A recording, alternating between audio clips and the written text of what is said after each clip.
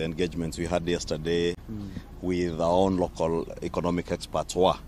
Yeah. And they're even more appraised with local issues than even those in the Bretton Woods institutions. Therefore, since they have not confirmed, we have not scheduled them, since they have not confirmed appearance. Yeah. As His Excellency has said, by Thursday, we shall now review and consider as a committee all the proposals that will have come to us from all the experts, and thereafter retreat to do the final report. And as His Excellency has said, on or before the 22nd, we expect to give the final report to the principals and also table our report before Parliament, both houses. Asante bana. Hey, what is your problem? No, jikuna kuna bana. Sema.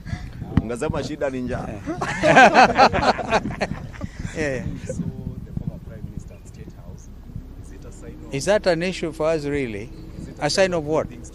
You know, when you remember one time, I think it was the Deputy President who said I went there during the climate summit, remember?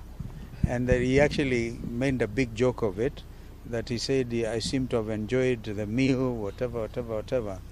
Similarly, at the level of Prime Minister, former Prime Minister, Raila Odinga, I can tell you some of us are on a standing list we held, right? That we would be invited in the event of an important state guest like His Majesty King Charles III. So it should not be seen beyond that. Just like His Excellency was there during the climate change summit for a dinner, the Prime Minister was also there for a dinner. Yeah. Myself and His Excellency were not there. We had other engagements, but we also all invited. They kept on serving soup at his absent desk. Okay, All right. Tawashkuruni sana.